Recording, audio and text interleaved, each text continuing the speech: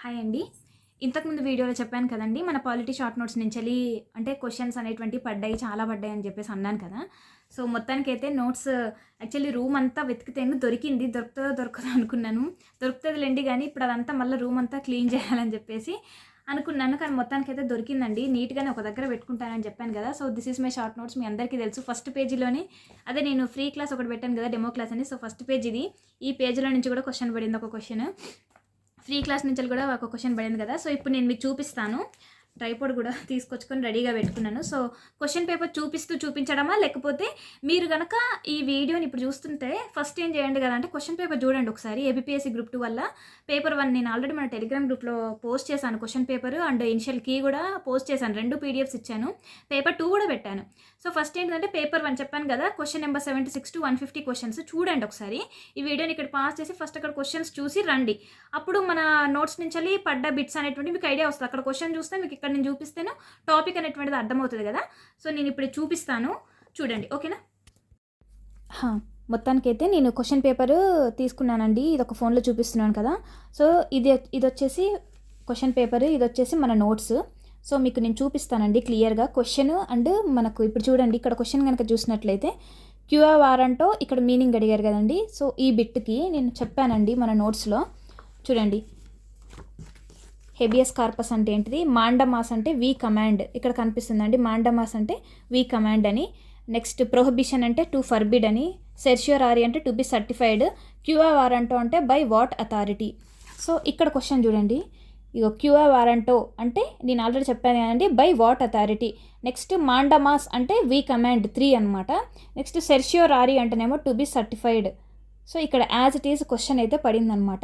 First question ఇది మన అంటే నార్మల్గా అన్నీ చెక్ చేయాలి కదా! సో, ఒక్కొక్కటి చూపించి నేను మీకైతే షేర్ చేస్తున్నాను. నెక్స్ట్ వచ్చేసి ఈ క్వశ్చన్ చూడండి. స్టేట్ ఎలక్షన్ కమిషన్ అనేటువంటిది ఇది జస్ట్ నార్మల్గా మాట్లాడమండి. ఇది అంటే నార్మల్గా ఇప్పుడు నిన్న నోట్స్లో ఎలక్షన్ కమిషన్ గురించి చెప్పినప్పుడు మరి చెప్పానో లేదో గుర్తులేదు కానీ నార్మల్గా కరెంట్ అఫైర్స్ అట్లా చెప్తున్నప్పుడు మాత్రం ఎలక్షన్స్ గురించి బాగా వస్తున్నాయి అని చెప్పి అప్పుడు నార్మల్గా స్టేట్ మాత్రము మనకు లోకల్ బాడీస్కి కండక్ట్ చేస్తుంది అని చెప్పేసి నార్మల్గా నోట్ తోటి చెప్పాను. నెక్స్ట్ వచ్చేసి చూడండి, arrange the following committees panchayat raj in chronological order. Dantewala committee, Gadgil committee, LM Singhvi committee, Balwantrai Mehta committee. So, ఈ క్వశ్చన్ గుర్తుంది కదండి. సో, గుర్తుపెట్టుకోండి. ఇదిగోండి, నేను లోకల్ గవర్నమెంట్ గురించి చెప్పినప్పుడు క్లియర్గా చెప్పానమాట. సో, మనకు ఫస్ట్ నుంచెలి అసలు అంటే యాన్సియంట్ హిస్టరీలో అసలు మనకి ఎక్కడి నుంచెలి లోకల్ గవర్నమెంట్ అనేటువంటి స్టార్ట్ అయింది అనేసి చెప్పి 50 to 53 ఇట్లా next Balwantrai committee, Ashok Rai Mehta committee ఇక్కడ చూడండి. నెక్స్ట్ దంతెవాలా కమిటీ అన్నీ చెప్పానమాట. GVK Rao committee, LM Singhvi committee అని చెప్పేసి ఇవన్నీ అన్నీ ఒక్కొక్కటి అన్నీ చెప్పుకుంటూ వచ్చాను. సో, ఇక్కడ క్వశ్చన్ చూడండి. ఇక్కడ క్వశ్చన్లో కూడా ఏమడిగారంటే Dantewala committee, LM Singhvi committee, Balwantrai Mehta committee అవన్నీ మనం డిస్కస్ చేసాము. దంతెవాలా కమిటీ ఏ ఇయర్లో వచ్చింది, G V K Rao committee, LM Singhvi committee, so Ashok Rai Mehta committee ఎప్పుడు వచ్చింది. సో, ఇది యాక్చువల్లీ ఇది కూడా పడిందండి క్వశ్చన్. అశోక్ రాయ్ మెహతా కమిటీ అనేటువంటి దాని గురించి ఒక స్టేట్మెంట్. ఇది 2 tier system and 5 year period. ఇది వన్ ఆఫ్ అంటే ఏ స్టేట్మెంట్ రాంగ్ అని చెప్పేసి ఒక క్వశ్చన్ పడింది. అది కూడా చూపిస్తాను. Direct statement Ashok Rai Mehta committee 2 year system, దీనికి సంబంధించిన స్టేట్మెంట్స్ ఇది ఒకటి అడిగాడు. నెక్స్ట్ ఇది కూడా అడిగాడు అనమాట. ఏంటి 5 year period, compulsory 5 year period. ఇది ప్లస్ ఇది ఈ 2 స్టేట్మెంట్స్ కలిపి అశోక్ రాయ్ మెహతా కమిటీ గురించి క్వశ్చన్ అడిగాడు. అది కూడా నేను చూపిస్తాను. మొత్తం చెక్ చేసిన తర్వాత చూపిస్తాను. ఇదిగోండి, నేను మార్నింగ్ ఒక వీడియో చూపించాను కదండి. So, in the list given below how many are constitutional bodies అని ఇచ్చానండి. ఇక్కడ చదివిన ప్రతిదీ చూడండి. NITI Aayog, national commission for minorities, special officer for linguistic minorities, next వచ్చేసి national human rights commission. So, ఇక్కడ చూడండి మన పాలిటీ షార్ట్ నోట్స్లో ఫస్ట్ పేజీలోనే నేను constitutional bodies, non constitutional bodies గురించి చెప్పాను. సో, ఇక్కడ చూడండి ఏమడిగారండి. ఇక్కడ చూడండి, నీతి ఆయోగ్ వచ్చేసి నాన్ కాన్స్టిట్యూషనల్ బాడీ. ఇక్కడ క్వశ్చన్ ఏమి అడిగారంటే కాన్స్టిట్యూషనల్ బాడీస్ ఎన్ని అని అడిగారు. నీతి ఆయోగ్ కాదు. నేషనల్ కమిషన్ ఫర్ మైనారిటీస్ ఇదొకటి. నెక్స్ట్ వచ్చేసి special officer for linguistic minorities. Next national human rights commission అనమాట.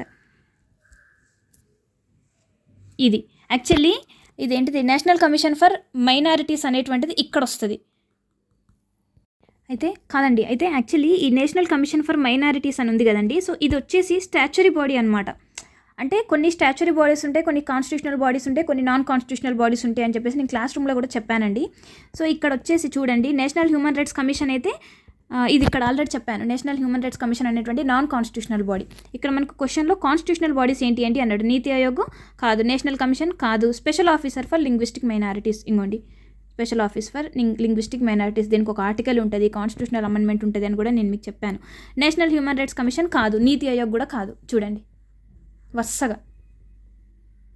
సో మనకి ఇక్కడ అర్థమైపోయింది అనుకుంటే ఇంకా నా నోట్స్ ఎంత బాగా క్లియర్గా యూజ్ అయింది అనేటువంటిది. సో ఇంకొకటి ఇదిగోండి, ఈ బిట్ చూడండి. As per 91st constitutional amendment act the total number of ministers including prime minister total strength ఎంత అని చెప్పేసి పర్సంటేజెస్ అడిగారు కదండి. 98th question. సో ఇక్కడ చూడండి, సైజ్ ఆఫ్ మిస్లీనియస్ టాపిక్స్ అని చెప్పేసి మన లాస్ట్ బట్ 1 అనుకుంటా, లేకపోతే లాస్ట్ వీడియోనే కావచ్చు, ఎండింగ్ వీడియో.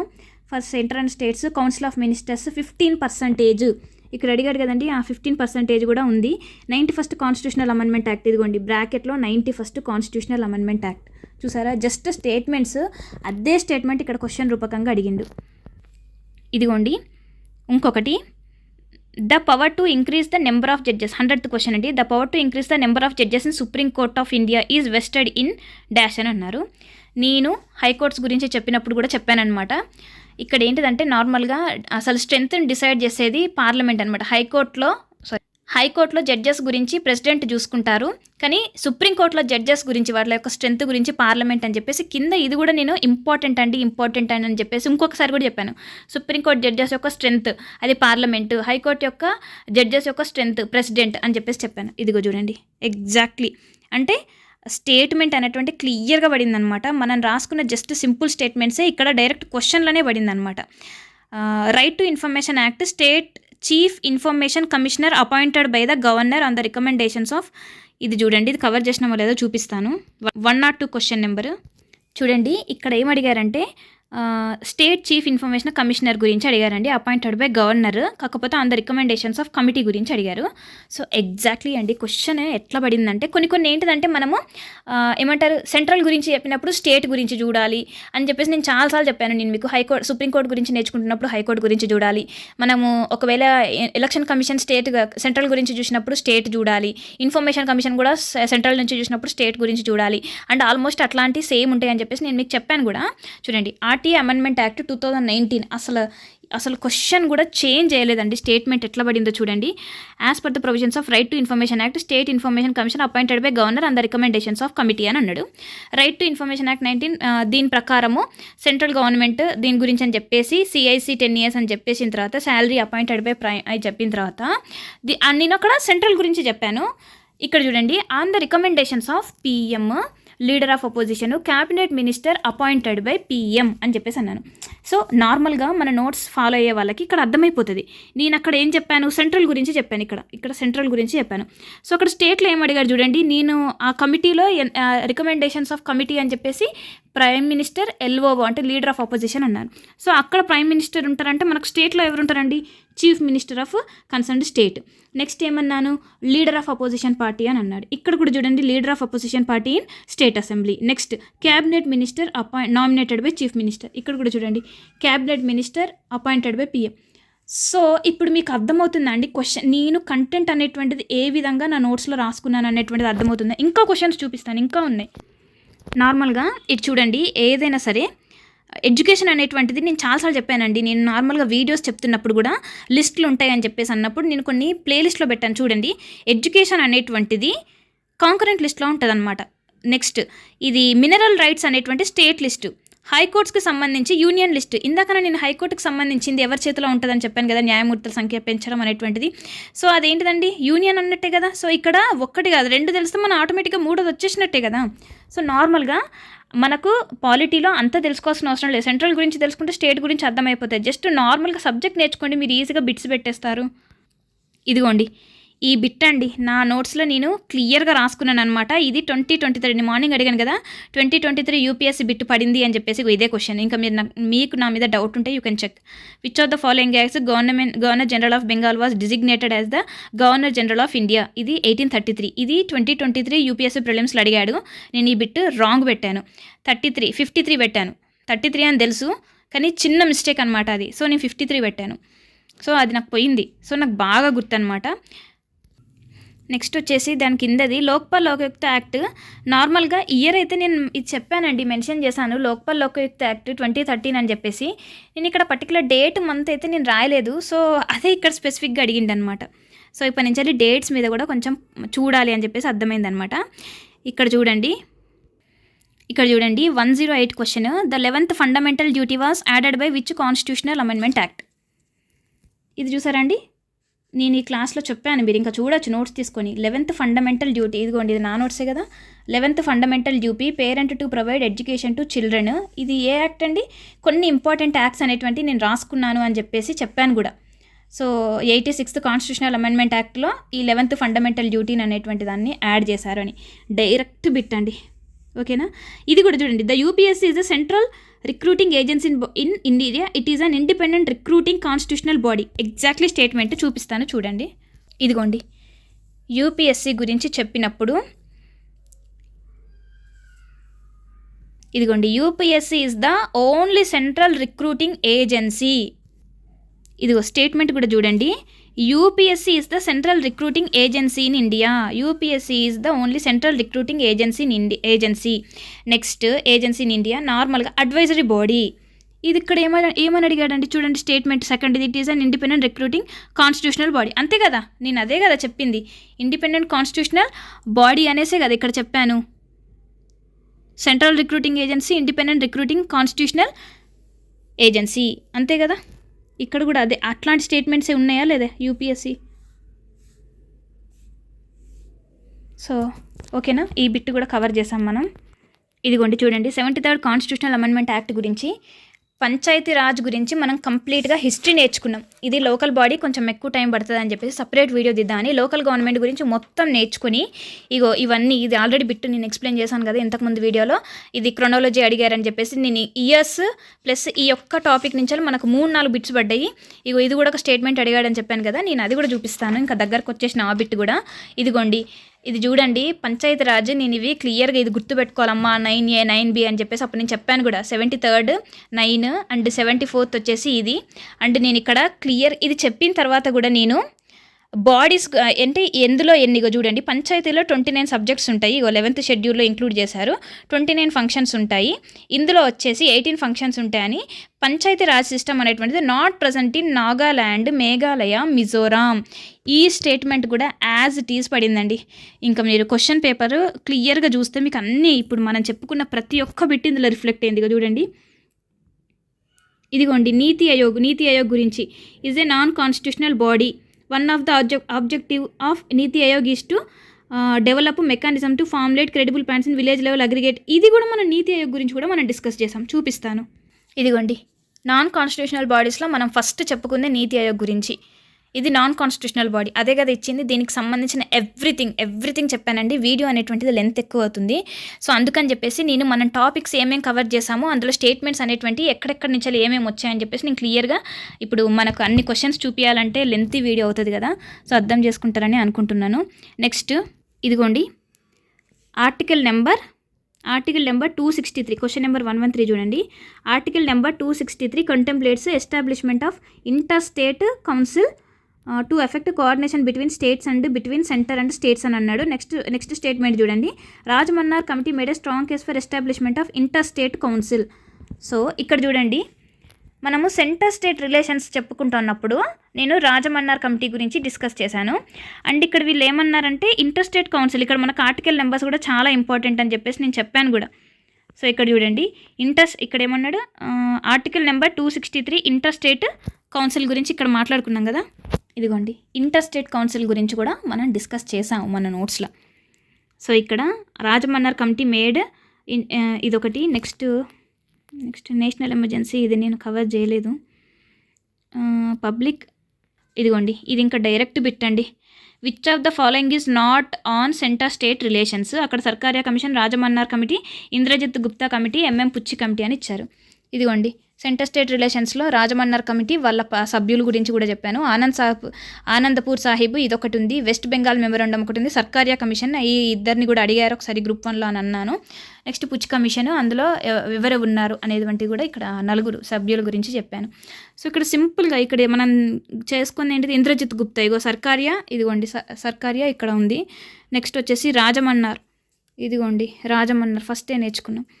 నెక్స్ట్ వచ్చేసి పుచ్ కమిటీ, ఇగో పుచ్ కమిషన్. సో ఇక్కడ నెక్స్ట్ లేనిది ఏంటిది, ఇంద్రజిత్ గుప్తా కమిటీ. సో అదంతే కదా, ఇంకా అది లేనట్టే కదా.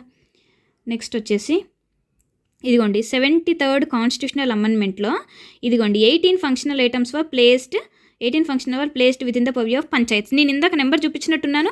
అండ్ ఇక్కడ కూడా act does not applies to the states of Nagaland. ఏమన్నా స్టేట్మెంట్ యాజ్ ఇట్ ఈస్ దించిండా లేదా, నేను రాసుకున్న నోట్స్లో స్టేట్మెంట్ ఇదిగోండి.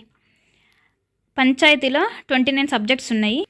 సో ఇక్కడ నెంబర్ 18 ఫంక్షనల్ ఐటమ్స్ అన్నాడు. సో ఇక్కడ వచ్చేసి మనకు నార్మల్గా 29 functions under Panchayati Raj system. So ఇక్కడ క్లియర్గా తెలిసిపోతుంది ఏది రాంగ్ అనేటువంటిది. సో ఇక్కడ ఏంటి, does not apply to the states of Nagaland, Meghalaya and Mizoram. Nagaland, Meghalaya, మిజోరాంకి this system not present in. అర్థమైందండి, క్లియర్గా అర్థమైందా? సో ఇట్లా అన్నమాట మన స్టేట్మెంట్, మన నోట్స్లు అనేటువంటి యాజ్ ఇట్ ఈజ్ ఎలా పడుతుంది. President is elected by electoral college consisting of. దీని గురించి ఎంత క్లియర్గా చెప్పానో నోట్స్ చూపిస్తాను. ఇదిగోండి ఎలక్టోరల్ కాలేజ్ ప్రెసిడెంట్ గురించి. అండ్ ఇక్కడ చూడండి అసలు ఈ బిట్ అండి, ప్రెసిడెంట్ అని చెప్పి ఇది part 5 deals with part 5 of constitutional deals with union executive. ఇది కూడా డైరెక్ట్ బిట్ పడ్డది. అసలు యూనియన్ ఎగ్జిక్యూటివ్ అని చెప్పేసి ఏ పార్ట్ అని చెప్పేసి రాజ్యాంగంలో చెప్పారనేసి ఇది బిట్ అండి. అసలు మన నోట్స్ రాసిపోయిన వాళ్ళు ఎంత కాన్ఫిడెంట్గా రాసారనేటువంటిది ఇప్పటికైనా అర్థమైందా మీకు? సో ఇక్కడ చూడండి, ప్రెసిడెంట్ ఎలక్టోరల్ కాలేజ్, ఇదిగోండి electoral college, elected members of both houses. ఇక్కడ నేను చూడండి elected members of legislative assembly states and వాళ్ళ యొక్క ఏంటి, ఢిల్లీ అండ్ పుదుచ్చేరి. ఇదిగోండి Delhi and union territory of Puducherry. ఓకేనా, ఇప్పుడు అర్థమైందా? నెక్స్ట్ కాన్స్టిట్యూషనల్ అమెండ్మెంట్ యాక్ట్స్, ఇది మనం కవర్ చేయలేదు. నెక్స్ట్ అండి ఇగో చూడండి, ఇది ఎంత సింపుల్ తెలుసా. ముస్లిం కమ్యూనిటీ వచ్చేసి 1909. నెక్స్ట్ డయార్కీ వచ్చేసి మౌంటైన్ చెమ్స్ఫర్డ్ 1919. నెక్స్ట్ వచ్చేసి ఇదిగోండి incorrect, finance commission is a quasi judicial body. నేను ఎన్నిసార్లు చెప్పాను క్వాసీ జ్యుడిషియల్ బాడీ గురించి, నేను ఒక దగ్గర చెప్పాను, మీరు కింద వాల్యూ అడిషన్ రాసుకోండి అని 100 సార్లు మొత్తుకొని ఉంటా, చూపిస్తాను అది కూడా. ఇదిగోండి క్వశ్చన్ చూసిండ్రా, finance commission is a quasi judicial body and finance commission consist of chairman and 4 other members. ఇక్కడ నేను స్టార్ మార్క్స్ కూడా పెట్టానండి కొన్నిటికి. ఫైనాన్స్ కమిషన్ ఇక్కడ చూడండి ఆర్టికల్ నెంబర్ 280, సింపుల్ ఎలిమినేషన్. ఇక్కడ ఏంటిదంటే ఇన్కరెక్ట్ అన్నాడు, ఇక్కడ తెలిసిపోయా ఆర్టికల్ నెంబర్ 290 అని ఇచ్చింది. ఇదే తప్పు కదా, నేను చాలాసార్లు చెప్పాను పాలిటీలో నెంబర్స్ మారుస్తాడు, ఇయర్స్ మారుస్తాడు అనేసి. ఆర్టికల్ నెంబర్ 280 ఇక్కడ. సో ఇది తప్పు, ఇక్కడ ఇంకా మనం మిగతా ఏం చేయాల్సిన అవసరం లేదు. ఇక చూడండి financial commission is a quasi judicial body 5 members ఉంటారు, చైర్మన్ ప్లస్ 4 మెంబర్స్ ఉంటారు అని చెప్పేసి అన్నాను. సో ఇక్కడ చూడండి చైర్మన్ అండ్ 4 అదర్ మెంబర్స్. ఓకేనా, క్లియర్ కట్ బిట్టా లేదా? ప్లేస్ అండ్ అడ్వైజరీ రోల్, ఇదిగోండి.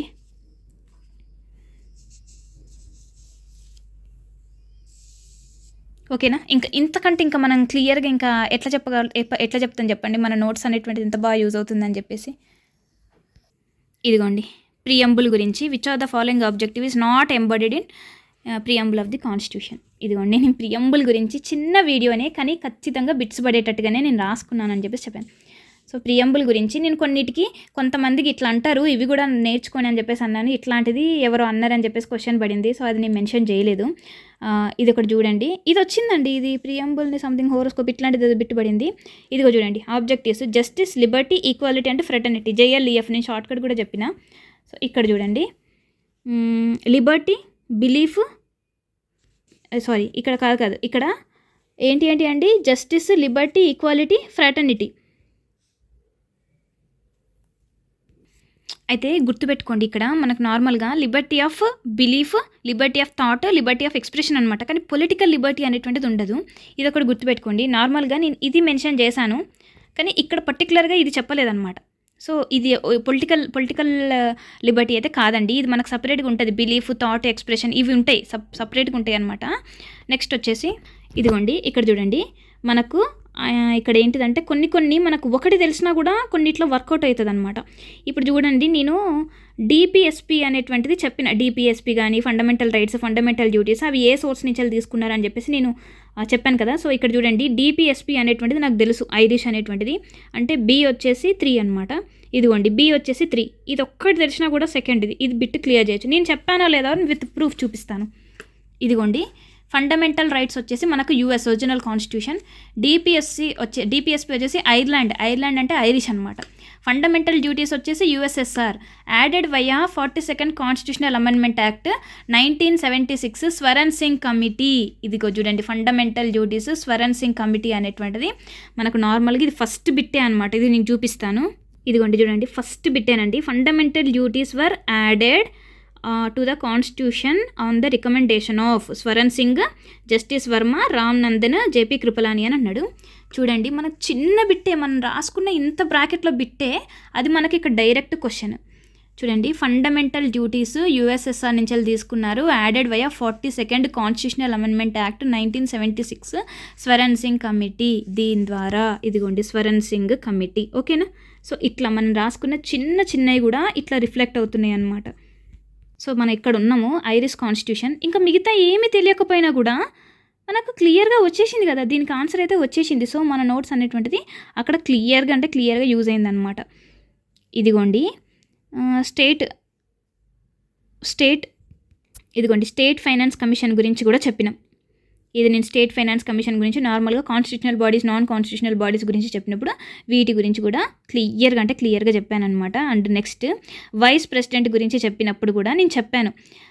ఒకసారి చూడండి, vice president as a president. ఇగో ఇక్కడ నేను వైస్ ప్రెసిడెంట్ గురించి కూడా ఇదిగోండి రాజ్యసభ గురించి చెప్పినప్పుడు మనం డిస్కస్ చేసామన్నమాట ఈయన గురించి. సో నెక్స్ట్ వచ్చేసి ఇది కూడా చూడండి, in which of the following hours members of the parliament are free to raise any matter that they think important. అసలు దీని గురించి 0 అవర్ క్వశ్చన్ అవర్ గురించి మనము కొన్ని కరెంట్ అఫైర్స్ సెషన్స్లో కంటిన్యూస్గా దీని గురించి మాట్లాడుకుంటూనే ఉన్నాము. సో నేను చూపిస్తాను. ఇదిగోండి ఎంత క్లియర్గా చెప్పానంటే, పార్లమెంటరీ ప్రొసీజర్లో క్వశ్చన్ అవర్తో స్టాయిగా చూడండి. ఇక్కడ నేను ఇట్లా గీసి కూడా చెప్పిన 11 నుంచి మనకి ఇట్లా ఈ టైం వరకు ఉంటుంది. సో ఇక్కడ నుంచి ఈ టైంని ఏమంటారు, సో వాళ్ళకి లంచ్ ఎప్పుడు ఇస్తారు, సో ఏ టైంలో ఏది మాట్లాడతారు, రాజ్యసభ టైమింగ్ ఏంటిది, సో 0 అవర్ అంటే ఏంటిది, క్వశ్చన్ అవర్ అంటే ఏంటిది అనేది మనం ఇదిగోండి 0 అవర్, క్వశ్చన్ అవర్ ఇందులో ఏమేమి ఉంటాయి. సో 0 అవర్లో వాళ్ళు ఏంటిది, అసలు రూల్స్ ఆఫ్ ప్రొసీజర్ అంటే ఏంటిది, అసలు ఎక్కడ మెన్షన్ చేసిండ్రు, రూల్స్ ఆఫ్ హౌస్ అంటే ఏంటిది, సో ఏది మెన్షన్ చేశారు, ఏది మెన్షన్ చేయలేదు అనేటువంటిది గురించి కూడా మనం డిస్కస్ చేసాము. సో నెక్స్ట్ వచ్చేసి ఇదిగోండి ద మోస్ట్ పవర్ఫుల్ వెపన్, దాని మీదనే 2 క్వశ్చన్స్ అయితే వచ్చినాయి అనమాట మనకి. సో ఇది చూడండి, ఇదిగోండి మనం అన్ని ఆర్టికల్స్ గురించి చెప్పకపోయినా కూడా కొన్ని ఇంపార్టెంట్ ఆర్టికల్స్ గురించి నేను చెప్తాను అని చెప్పాను, గుర్తుందా? Article number 137. ఇదిగోండి ఇక్కడ మనం డిస్కస్ చేసాం. ఆర్టికల్ నెంబర్ 137కి సుప్రీంకోర్టుకు ఉన్నటువంటి అదేంటిది దాని యొక్క అధికారం గురించి చెప్పాను. ఇక్కడ చూడండి, నేను నార్మల్గా రిట్స్ గురించి చెప్పినప్పుడు ఇక్కడ చెప్పాను కదండి, ఆల్రెడీ దీని గురించి చెప్పాను. సో హెబియస్ కార్పస్, దాని యొక్క మీనింగ్, మాండమస్ మీనింగ్ ఏంటిది, ఇదంతా చెప్పినప్పుడు నేను అక్కడ చెప్పానమాట. వాల్యూ అడిషన్ కింద దీనికి మీరు ఏదైతే చదువుతున్నారో దానికి కింద అండర్లైన్ చేసేసి వాల్యూ అడిషన్ కింద దానికి సంబంధించిన ఆర్టికల్స్ కానీ కాన్స్టిట్యూషనల్ అమెండ్మెంట్ యాక్ట్స్ గురించి కానీ రాయండి అని చెప్పేసి అన్నాను. సో యాక్చువల్లీ దీని గురించి ఒక సిస్టర్ అయితే నోట్స్ రాశారనమాట, వాల్యూ అడిషన్ నోట్స్లో. తను టీజీపీఎస్సీ ప్రిపేర్ అవుతుంది. ఇదిగోండి దీని గురించి రోజు నేను క్లాసెస్ చెప్పిన ప్రతిసారి అన్నాను. ఇక్కడ appointments made by president on the recommendation of prime minister. నేను కొంతమంది గురించి చెప్పినప్పుడు ప్రెసిడెంటే అపాయింట్ చేస్తాడు, ప్రెసిడెంట్ యొక్క హ్యాండ్ అండ్ సీల్లో కొంతమంది ఉంటారు అని చెప్పేసి సపరేట్గా చెప్పాను, గుర్తుందండి? సో అక్కడ నేను రిపోర్ట్ ఎవరెవరికి ఇస్తారు అని చెప్పేసి చెప్పినప్పుడు కూడా కొంతమంది మాత్రము అపాయింట్ చేసేది president on the recommendations of PM అని చెప్పేసి ప్రతిసారి ఏది నేను చెప్పినప్పుడు కూడా అపాయింటెడ్ బై ప్రెసిడెంట్, ఎవరు అపాయింట్ చేస్తారు, ఎవరిని కన్సల్ట్ అయ్యి చేస్తారు అనేటువంటిది ప్రతిదీ చెప్పుకుంటూ వచ్చానండి. ఎలిజిబుల్ అసలు ఎవరు చేస్తారు, ఎవరు ఎలిజిబుల్ అవుతారు, ఎవరు నాట్ ఎలిజిబుల్ అని చెప్పేసి, ఎవరు అపాయింట్ చేస్తారు, ఎవరు రిమూవ్ చేస్తారు అనేటువంటిది క్లియర్గా చెప్పానండి ప్రతి ఒక్క దాంట్లో. సో ఇదిగోండి నేను ఇంకొకటి కూడా చూపిస్తున్నాను. Regarding panchayati raj system 1978 Ashok Mehta committee, question number 134 committee recommended for. ఇదిగోండి ఇది చూడండి ఎంత డైరెక్ట్ క్వశ్చన్. ఇందాక నేను చూపించాను కదా లోకల్ గవర్నమెంట్ చెప్పినప్పుడు నేను రాసిన 2 స్టేట్మెంట్స్ వీళ్ళు ఇట్లా రాశారని చెప్పేసి చెప్పాను కదా. చూడండి ఇక్కడ క్లియర్గా క్వశ్చన్ చూడండి. చూడండి, Ashok Rai Mehta committee 2 tier system compulsory 5 year period. ఇది ఇక్కడ చూడండి, 2 టైర్ సిస్టమ్ విత్ 2 టైరా 3 టైరా అన్నాడు. ఇక్కడ మనకు క్లియర్ 2 టైర్. ఇది బల్వంత్ రాయ్ మెహతా కమిటీ వచ్చేసి 3 టైర్ సిస్టమ్ అండి. ఇది అశోక్ రాయ్ మెహతా వచ్చేసి 2 టైర్ సిస్టమ్. సో ఇక్కడ మనకు 2 టైర్ అన్నాడు కాబట్టి ఆప్షన్ 1 కానీ 3లో కానీ ఉంటుంది అనమాట 2 టైర్. 4 years 5 years అనేటువంటిది డౌట్. ఇక్కడ చూడండి, కంపల్సరీ 5 year పీరియడ్. అయిపోయే బిట్. ఇదిగోండి ఇంకో క్వశ్చన్, మనకు 73rd కాన్స్టిట్యూషనల్ అమెండ్మెంట్ యాక్ట్ గురించి, elected by people, next 3 months from the dissolution of the body women have 1/3 reservation. మనకు నార్మల్గా నేను క్లియర్గా పంచాయత్ రాజ్ ఇన్స్టిట్యూషన్స్ గురించి ఒక 2-3 పేజీలే చెప్పానమాట. సో బిట్ అనేటువంటిది ఎట్లా పడ్డా మనం మిస్ కావద్దని చెప్పేసి, లోకల్ గవర్నమెంట్ స్టార్టింగ్ హిస్టరీ నుంచి అసలు ఏమేం కమిటీస్, మళ్ళీ ఆ కమిటీలో కూడా నేను ఇప్పుడు ఓన్లీ కమిటీస్ నేమ్ చెప్తే తప్పు కదండి. ఇక్కడ నేను సీక్వెన్స్ కూడా చెప్పాను అనమాట, ఎట్లా గుర్తుపెట్టుకోవాలి అని చెప్పేసి, ఇయర్స్ అంటే ఎలా చేశారు అండ్ సీక్వెన్స్ కూడా చెప్పాను. ఈ షార్ట్ కట్ కనుక గుర్తుంటే మనం ఆ బిట్ క్లియర్ చేసేవాళ్ళం. ఇదొకటి వచ్చింది, నెక్స్ట్ నేను చెప్పిన ఈ సీక్వెన్స్ ఒకటి వచ్చిందా, నెక్స్ట్ ఇదిగోండి ఇది 2 టైర్ సిస్టమ్ ఇదొకటి వచ్చిందా, నెక్స్ట్ ఇప్పుడు ఇగో ఈ బిట్ కూడా. సో ఇక్కడ చూడండి, రిజర్వేషన్స్ గురించి కానీ అసలు ఏ ఇయర్ ఎప్పుడు డిజల్యూషన్ అవుతుంది, నెక్స్ట్ మనకు ఏంటిది ఎవరెవరికి ఎంత రిజర్వేషన్ అనేటువంటిది క్లియర్గా రాశాను అనమాట. అర్బన్ లోకల్ బాడీస్ గురించి, నెక్స్ట్ లోకల్ బాడీస్ గురించి కూడా చెప్పానమాట క్లియర్గా. ఏవేవిగో పిఆర్ఏ సిస్టమ్ ఇందాక స్టేట్మెంట్ చూసాం కదా. సో దేనికి ఎన్ని ఫంక్షన్స్, పంచాయతీ రాజ్కి ఎన్ని, అర్బన్ లోకల్ బాడీస్కి ఎన్ని ఫంక్షన్స్ అనేటువంటిది ఇక్కడ చూడండి. ఇక్కడ పంచాయతీ రాజ్ వచ్చేసి 3 టైర్ సిస్టము, దీంట్లో ఎన్ని అనేటువంటి క్లియర్గా అయితే రాశానండి. ఏ షెడ్యూల్లో అంటే 6th షెడ్యూల్, దీని గురించి కూడా క్వశ్చన్ పడింది. 6th షెడ్యూల్లో స్టేట్స్ గురించి ఒకటి క్వశ్చన్ పడింది. ఇదిగోండి ఇక్కడ మాండమాస్ గురించి ఒక బిట్ అడిగాడు కదండి. Mandamus is not issued to government for making law అన్నాడు కదండి. ఇక్కడ చూడండి, నేను మాండమాస్ గురించి క్లియర్గా దాని మీనింగ్ ఏంటని చెప్పేసి దాని గురించి చెప్పి, ఇది ఎవరెవరికి can be issued against any public body, official, government, inferior court. So ఇదంతా లోకల్ స్టాండీ కూడా ఉంటుంది. సో నేను ఇక్కడ క్లియర్గా ఒక్కొక్క దానికి అసలు వాళ్ళు ఎవరెవరికి చేస్తారు, దానికి లోకల్ స్టాండీ ఉంటుందా ఉండదా, సో ఇవన్నీ క్లియర్గా ఎవరెవరికి అగేన్స్ట్గా చేయొచ్చు ఇవన్నీ రిట్స్ అనేటువంటి క్లియర్గా ఇచ్చాను. సో అదే ఇక్కడ రిఫ్లెక్ట్ అయింది ఇక్కడ మనకు బిట్ మాండమాస్ గురించి. నెక్స్ట్ క్వశ్చన్ వచ్చేసి ఇదిగోండి, ఇక్కడ there is no fundamental right to marry, right to travel abroad comes under the purview of fundamental rights అని అన్నాడు. నార్మల్గా నేను దీని గురించి సపరేట్గా ఆర్టికల్ నెంబర్, కొన్ని ఆర్టికల్స్ మనం అట్లీస్ట్ 20 ఆర్టికల్స్ అన్నా గుర్తుపెట్టుకోవాలి అని చెప్పి అందులో ఈ 21 ఆర్టికల్ అనేటువంటిది చాలా ఇంపార్టెంట్. మనకు కంటిన్యూస్గా 2 years సేమ్ క్వశ్చన్ అడిగాడు. ఆర్టికల్ నెంబర్ 21 అంటే ప్రైవసీ ఉంటుంది, రైట్ టు ఎడ్యుకేషన్, అంటే దీనికి 21లో చాలా ఇంక్లూడ్ అయితే ఒక పర్సన్ పెళ్లి చేసుకునేటట్టు ఉంటుంది, ఇంకెక్కడికైనా ట్రావెల్ చేసేటట్టు ఉంటుంది అనేటువంటిది. ఇవన్నీ నేను క్లియర్గా ఈ ఆర్టికల్ నెంబర్ 21 గురించి మెన్షన్ చేశానండి. దానికి కొన్ని ఉంటాయి, అవి కూడా చూడండి. ఇది ఎప్పుడు ఈ క్వశ్చన్ గురించి ఎప్పుడు అడుగుతారని చెప్పేసి అన్నాను. సో అదే ఇక్కడ రిఫ్లెక్ట్ అయింది. ఆర్టికల్ నెంబర్ 21 గురించి చెప్పారనమాట ఇక్కడ. సో నేను కొన్ని ఫండమెంటల్ డ్యూటీస్, డిపిఎస్పి ఇవి నేను సపరేట్ ప్లేలిస్ట్లో పెట్టానని చెప్పేసి అన్నానండి. సో ఆ ప్లేలిస్ట్లో అదైతే కవర్ అయిందనమాట. ఇదిగోండి ఇది కూడానండి, any retired judge supreme court of India can be called back to SIT and act as supreme court judge by chief justice of India with prior permission high court can review. దీని గురించి కూడా పెద్ద statements ఇచ్చాను నేను. ఇదిగోండి, నేను acting judges గురించి చెప్పినప్పుడు acting chief justice, ad hoc judge, appointment of retired judges అనేసి, అంటే CJ of high court can request a retired high court judge to act as a for temporary period with prior consideration of president. So మనం చెప్పిన ప్రతి statement అయితే ఇక్కడ reflect అయిందండి. నేను 42nd constitutional amendment యాక్ట్ని మినీ కాన్స్టిట్యూషన్ అని అంటారని కూడా నేను మీకు చాలాసార్లు చెప్పాను. 42nd constitutional amendment changes preamble 7th schedule to 54 articles. దీని 42nd కాన్స్టిట్యూషనల్ అమెండ్మెంట్ గురించి కూడా ఇందాక మనం చూసాము. నెక్స్ట్ వచ్చేసి ఇంక అంతేనండి. సో ఆల్మోస్ట్ ఇంకా లాస్ట్ క్వశ్చన్ ఎండింగ్కి వచ్చేసాం మనం. 150th క్వశ్చన్ దాకా వచ్చేసినాం అనమాట. అంతే 150th. సో ఆల్మోస్ట్ మనం చెప్పిన ప్రతి ఒక్కటి టాపిక్ ప్రతి ఒక్క వీడియో కింద కవర్ అయిందనమాట. ఈవెన్ నేను చెప్పిన ఆర్టికల్స్ కావచ్చు, ఇవన్నీ అనమాట. సో మొత్తానికైతే నా వీడియోస్ నిన్న జరిగిన APPSC group 2 mains question paper చూపిస్తా. నేను ఏదైతే ప్రిపేర్ చేసుకున్నానో ఈ నోట్స్ చూపిస్తా. నేనైతే మీకు చెప్పానండి. యాక్చువల్లీ ఇది 20 ఎన్ని పేజెస్ ఉందంటే చెప్తాను ఎగ్జాక్ట్గా. 23 పేజెస్ ఉందన్నమాట. 23 పేజెస్. సో ఇదే షార్ట్ నోట్స్. ఈ షార్ట్ నోట్స్లో కొన్ని డైరెక్ట్ బిట్స్ పడ్డాయి. ఎంత డైరెక్ట్ బిట్ పడ్డా చూపించాను.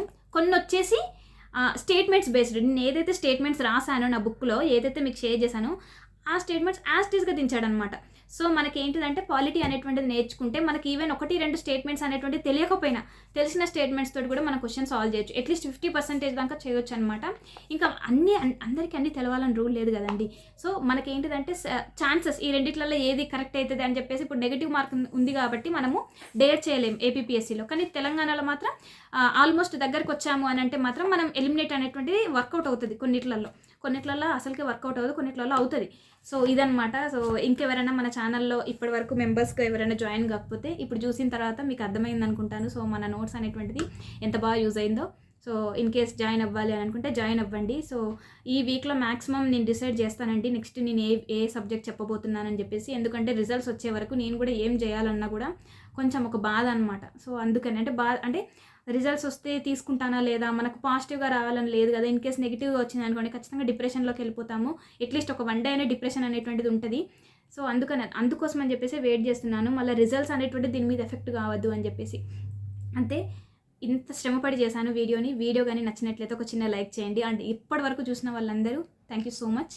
లైక్ చేయండి, కమెంట్ చేయండి. ఓకేనా, బాయ్. సబ్స్క్రైబ్ చేయడం మాత్రం మర్చిపోద్దు. సబ్స్క్రైబ్ చేసి సపోర్ట్ చేయండి. బాయ్.